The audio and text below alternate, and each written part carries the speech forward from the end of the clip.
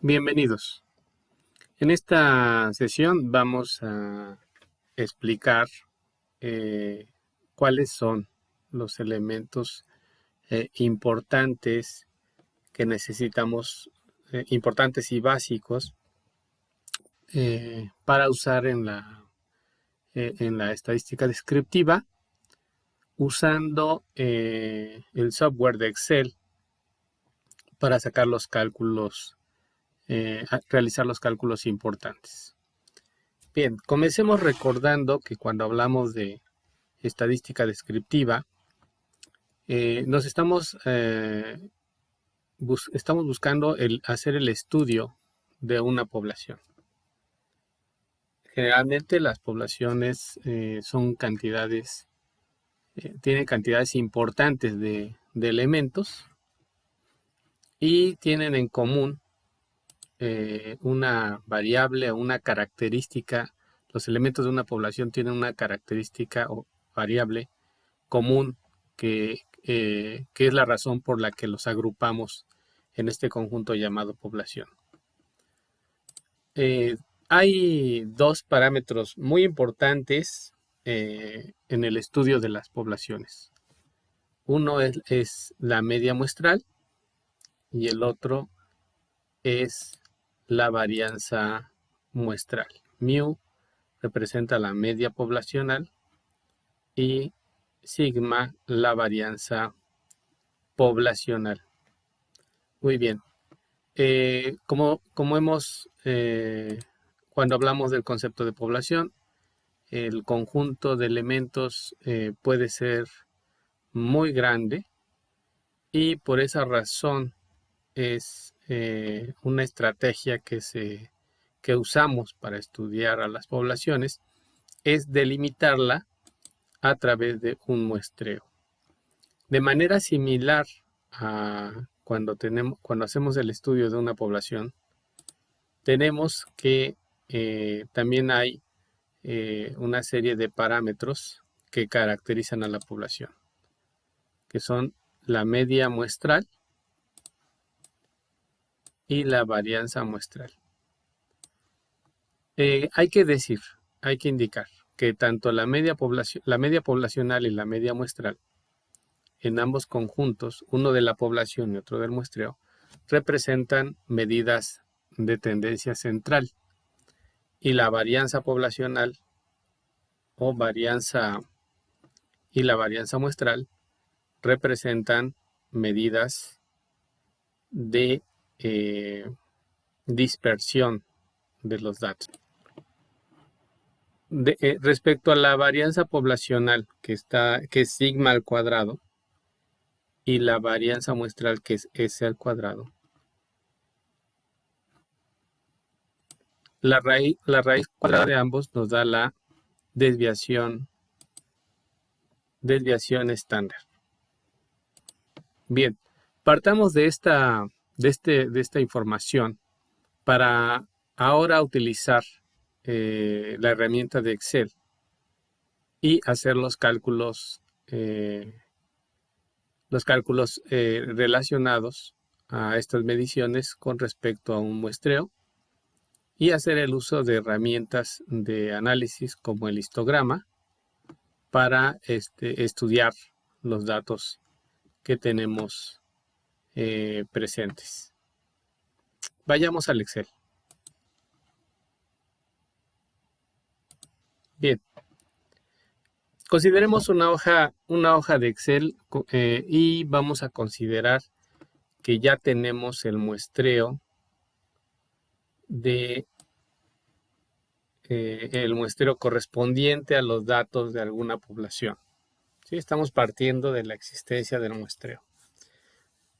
Pues para empezar a analizar, hemos hecho ya algunas cosas, revisado algunos aspectos teóricos, y aquí solamente vamos a hacer las operaciones necesarias para ir entendiendo nuestro muestreo. Primero, hablemos de la instrucción. El primer dato que nos interesa es saber cuál es la cantidad de datos que tenemos. Para hacer esto, para saber qué cantidad de datos tenemos, vamos a utilizar la instrucción contar. Pongo contar datos y voy a seleccionar la cantidad de datos que quiero contabilizar. Cierro paréntesis y coloco enter. Efectivamente tenemos una cantidad de datos de 100. Luego, de todos los datos, me interesa saber cuál es el mínimo. Entonces, en Excel contamos con la instrucción mínimo. Selecciono los datos del conjunto de datos de los cuales del muestreo y determino de ellos cuál es el mínimo, resultando ser 22. De manera similar, selecciono la función máximo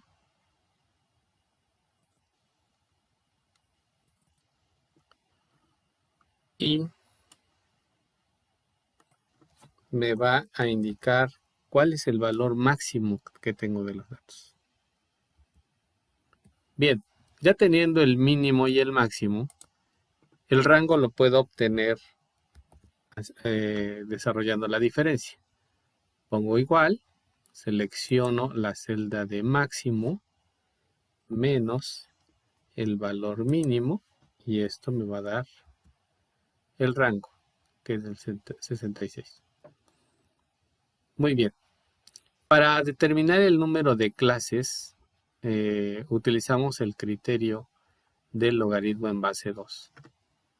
Entonces, como vimos anteriormente, esto va a ser igual al logaritmo natural del número de datos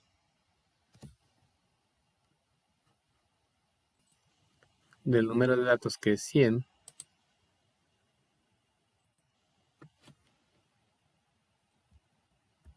entre el logaritmo natural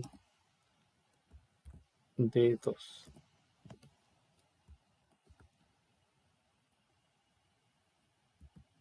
Que va a dar 6.6438. Para determinar el ancho de clase,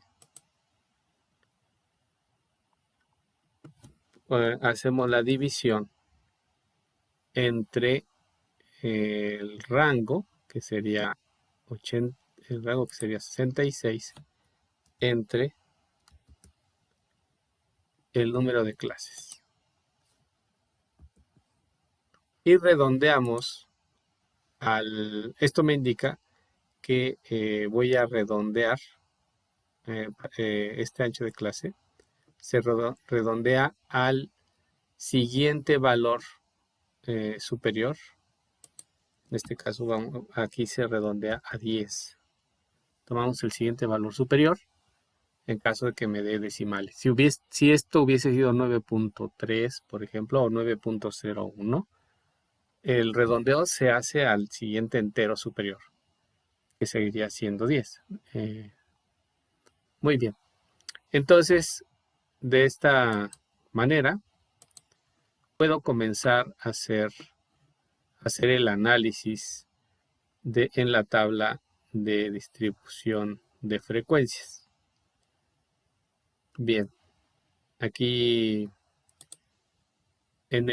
voy a determinar cuál es el límite inferior y eso será determinado por el valor mínimo, que es 22. Es el valor más pequeño. Y después voy a determinar cuáles son los siguientes límites inferiores. Como el ancho de la clase es 10, entonces lo que haré será tomar el valor del límite inferior y sumarle 10 puntos. De esta manera puedo seguir selecciono la celda y la programación se va a extender a las demás clases. Aquí en esta parte, en el número de clases, también se extiende esto a la cantidad, al entero siguiente, y por eso sé que en el redondeo, no en el redondeo, se extiende hasta 7, entonces por eso sé que hay 7 clases. Bien, una vez que he determinado los anchos de los límites inferiores de cada una de las clases, voy a tomar el límite superior. Entonces lo que se hace es tomar, por ejemplo, el siguiente límite, que es 32, y colocarle aquí el 31. El 31. Y los siguientes límites superiores se obtienen tomando el 31 y sumando el ancho de clase, que es 10. Extendemos sobre todas las celdas y con eso es más que suficiente. Muy bien, ahora podemos hacer el cálculo de los límites reales de clase inferiores. Entonces esto es tomar la celda y restarle 0.5, menos 0.5. Y como está programada esta celda, puedo extender el cálculo a todos los demás valores. Y para el límite superior hacemos lo mismo. Tomo los valores, el valor de la celda del límite superior, pero en este caso voy a sumarle, en lugar de restar, voy a sumar ese 0.5. Más 0.5. Muy bien. Y extiendo sobre todas las celdas. Voy a considerar. Muy bien, entonces ahora ya tenemos los límites reales inferiores y los límites reales superiores de cada clase. Bien, con esta información desarrollaré ahora la marca de clase. Nuevamente voy a mi casilla inicial, pongo igual, abro paréntesis y para obtener la marca de clase voy a sumar el límite real inferior más el límite real superior y divido esto entre 2. Una vez que está programada la casilla, extiendo sobre las demás. Observen que tanto desde que definimos el rango, el valor inferior, que era 82 y 88, efectivamente están contenidos tanto en los límites inferiores como en entre los límites inferiores y superiores. Aquí tengo valores que van desde el 82 hasta el 91, así que no tengo ningún riesgo de que algún valor haya quedado fuera. Bien, ahora vamos a hacer el cálculo de la frecuencia absoluta. ¿Qué es la frecuencia absoluta? Recordemos que la frecuencia absoluta consiste en determinar cuántos elementos del muestreo quedaron en el intervalo de cada clase. El número de clases aquí, la primera clase está entre el límite real 21.5 y 31.5. Esa es la primera clase, tenemos 7. Entonces, la pregunta es, ¿cuántos valores del muestreo quedaron entre 21.5 y 31.5? Pues aquí, por ejemplo, tendríamos que buscar qué valores hay entre 21 y 31. Y bueno, vemos que aquí hay un 22. Por ejemplo, hay otro que es aquí hay otro 22. Por aquí identifico.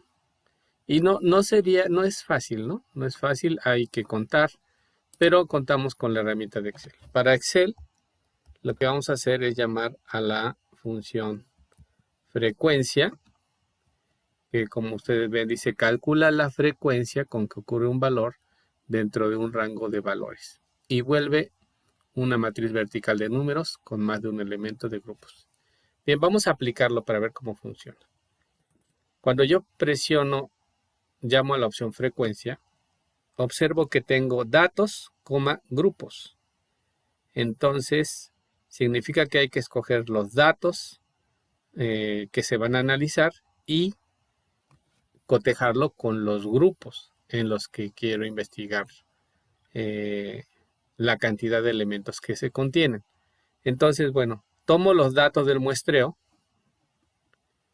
selecciono los 100 valores que tengo y pongo una coma y después selecciono los grupos. Entonces, estoy hablando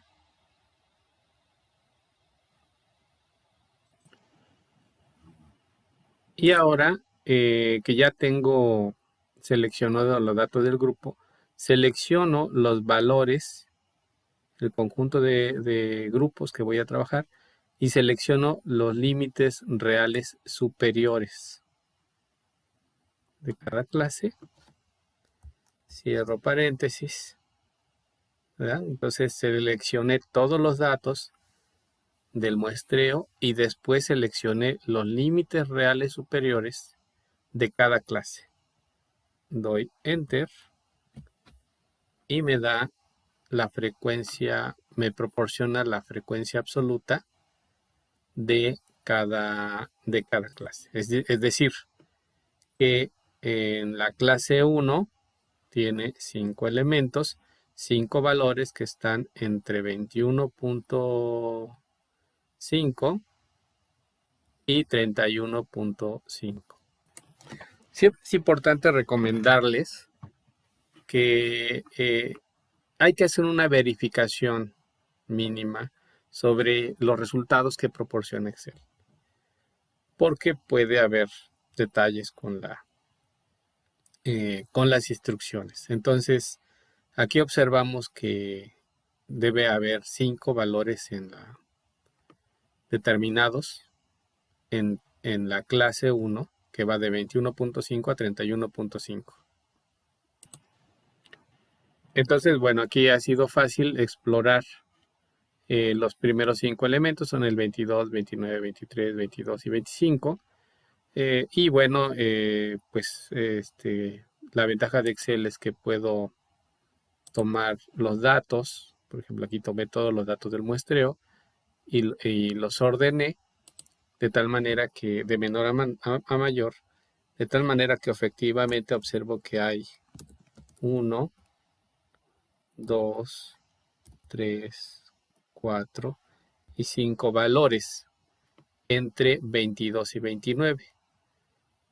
Luego en la siguiente clase habrá 18 valores hasta el 41, luego del 41.5 al 42 habrá otros 18 y de esa manera estuve haciendo la revisión de la instrucción. Entonces, bien, aquí ya tengo las frecuencias absolutas utilizando la instrucción frecuencia, ¿verdad? Selecciono todos los datos y luego los grupos en los que se van a aplicar. Bien, ahora para la frecuencia acumulada, recordemos que es el valor inicial, que es 5. Va a ser la suma, la frecuencia acumulada va a ser la suma de los valores que se van tomando. En este caso va a ser 5.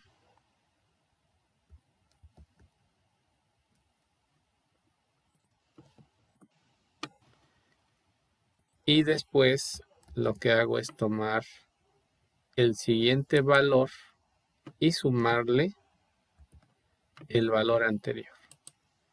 De tal manera que el siguiente valor de la frecuencia acumulada va a ser 18 más 5.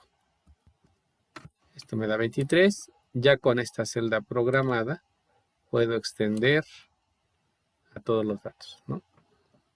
Y bueno, la frecuencia acumulada me está dando la cantidad total de valores del muestreo.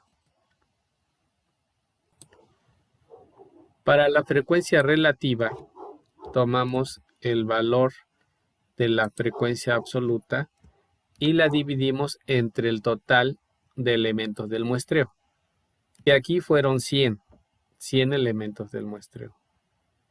Si tuviéramos un número diferente, bueno, se tomaría ese número para establecer la frecuencia relativa. Entonces, hacemos la selección de la casilla y posteriormente aplicamos a todas las demás.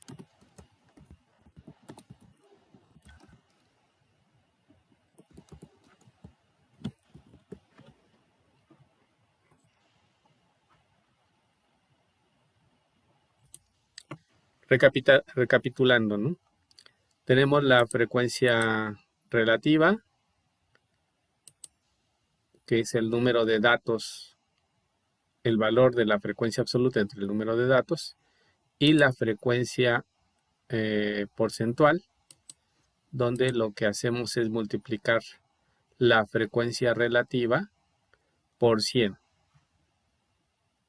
Y de esta manera obtenemos los valores de el porcentaje de datos que hay en cada clase.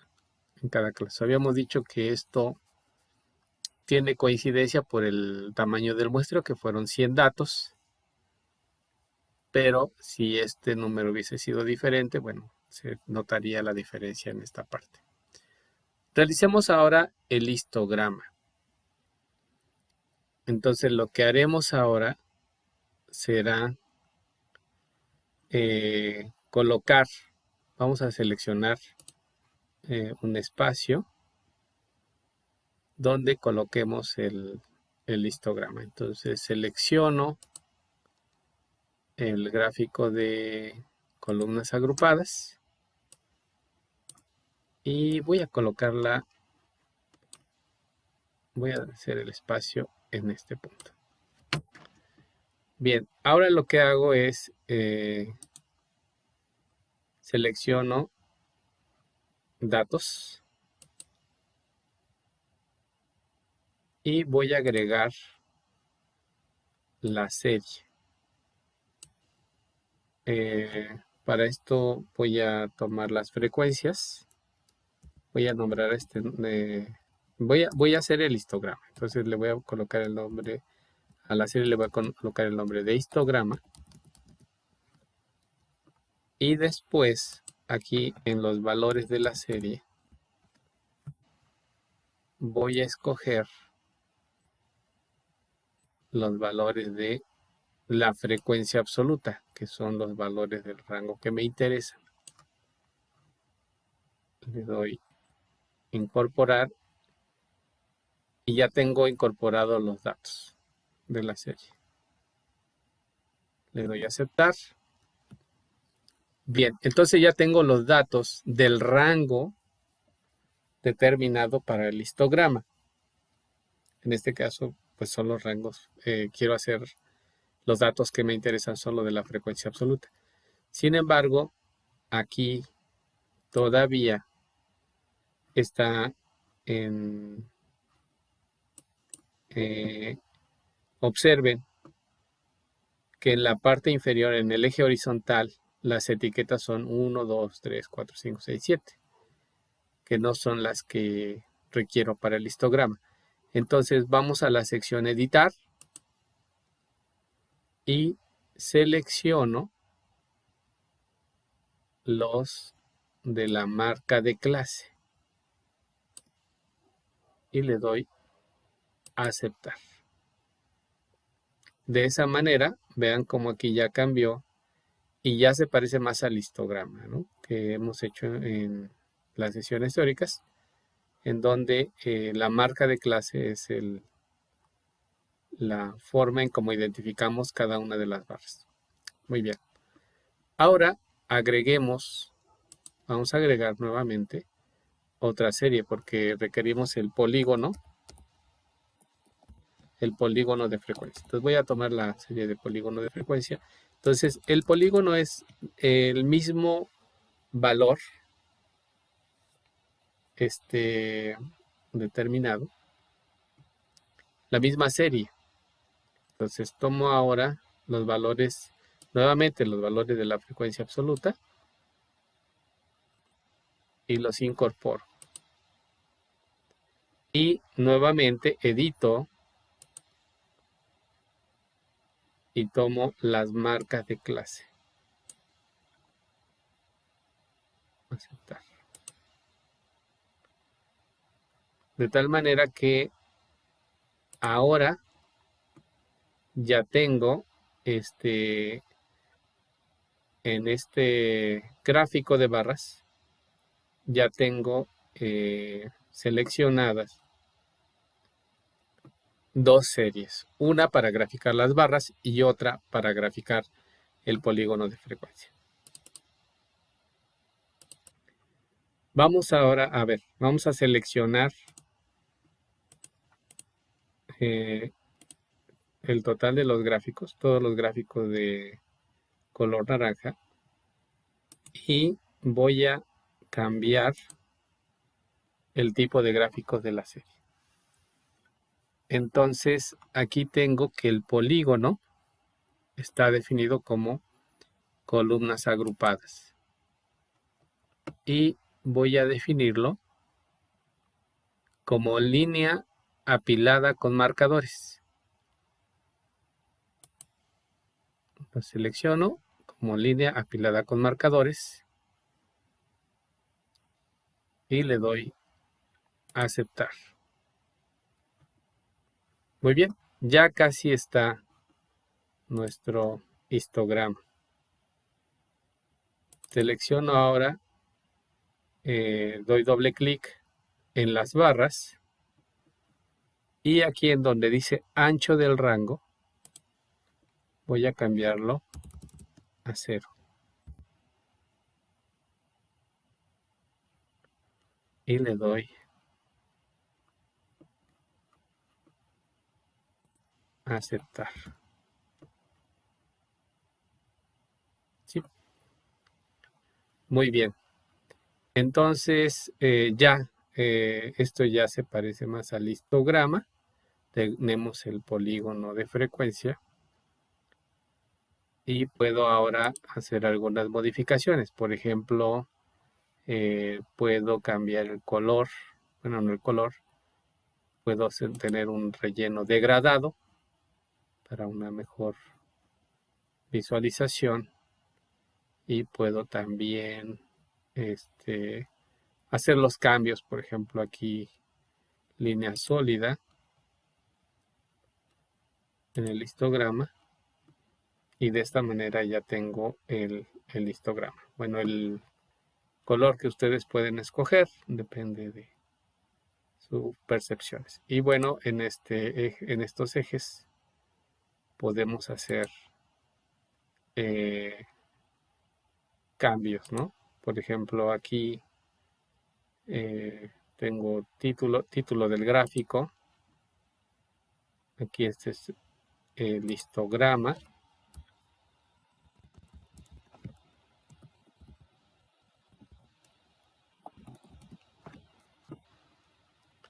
Sobre este eje son las clases.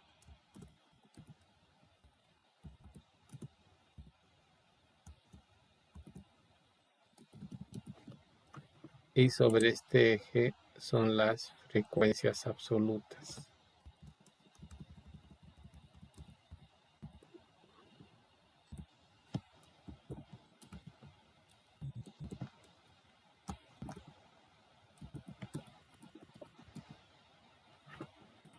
son las frecuencias. Y hay varias opciones en el menú que nos pueden ayudar a tener una mejor presentación en cuanto al histograma. Pero lo principal es que podemos presentar una idea visual del histograma con su polígono de frecuencia. Muy bien, ahora continuamos con nuestro desarrollo y tenemos las medidas de centro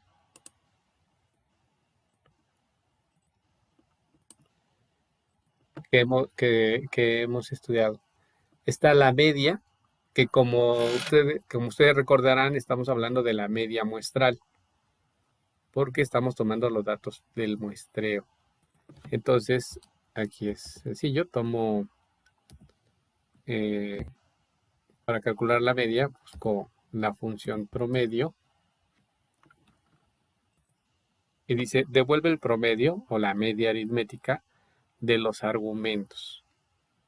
Entonces, selecciono esta opción y luego selecciono todos los datos del muestreo.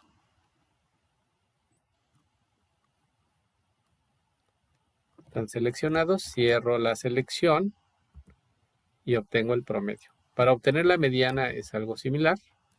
Selecciono la opción mediana, que aquí está. Devuelve la mediana o el número central de un conjunto de números. Nuevamente selecciono el total de los datos. Cierro el paréntesis y termino. Y para seleccionar la moda, vamos a seleccionar nos da aquí una indicación respecto a las versiones de Excel. Entonces, para determinar cuál es el valor de la moda, pues tengo que seleccionar los números que se van a considerar. Tengo los del muestreo. Y de esa manera tengo ya las medidas de centro. Mediana, media, mediana y moda. Bien, ahora determinemos las medidas de variación de los datos. Para la varianza, buscamos la opción var.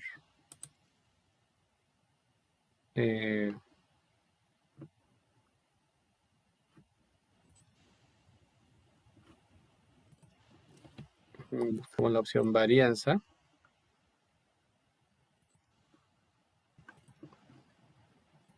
A ver, buscamos la función var y tenemos aquí la función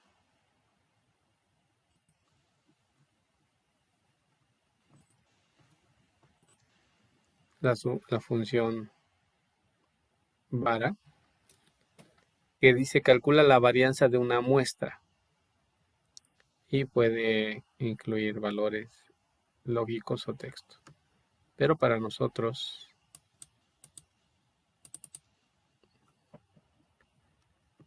basta con colocar los datos del muestreo.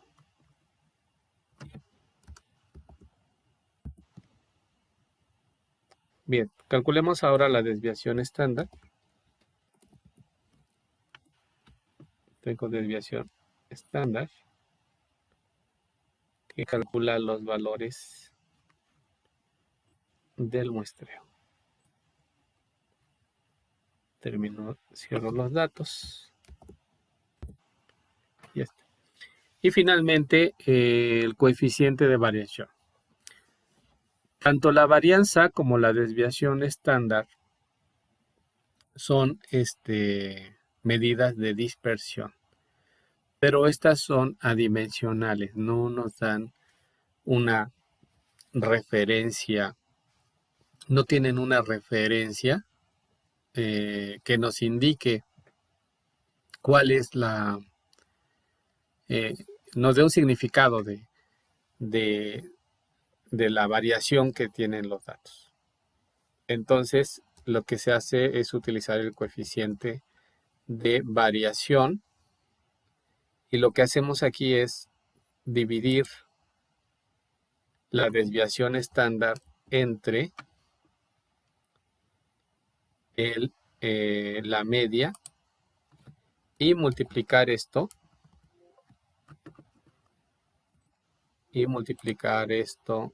cierro aquí paréntesis, y multiplicamos esto por 100. Y entonces esto lo que me va a dar es el porcentaje de variación.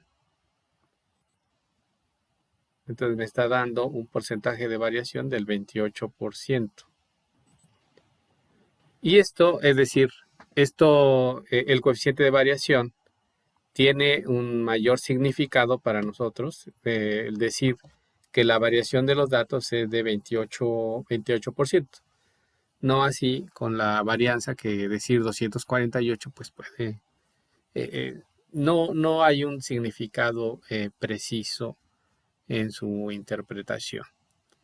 Bien, entonces de esta manera concluimos este tutorial mostrando cómo podemos, usando Excel, hacer el cálculo de todas las mediciones que requerimos para el análisis de los datos. ¿Sí? Recordemos que en la teoría, en la estadística descriptiva, pues nuestro objeto importante de estudio son las poblaciones, pero partimos siempre podemos partir de tenemos un muestreo, y el análisis de ese muestreo nos da mucha información. Aquí hemos tomado un conjunto de 100 datos, y a esos 100 datos les hemos calculado, hemos utilizado las funciones de Excel y las propiedades y sus propiedades para determinar y caracterizar los datos del muestreo, ¿no? Sabemos que hay 100 datos, conocemos el mínimo, el máximo, el rango, determinamos con esa información la tabla de distribución de frecuencias, obtuvimos el histograma y sacamos las medidas de centro y medidas, acá hay un error, medidas de centro y las medidas de variación o de variabilidad de los datos. Bueno, pues agradezco mucho tu atención y tu paciencia. Muchas gracias y nos vemos en el próximo tutorial.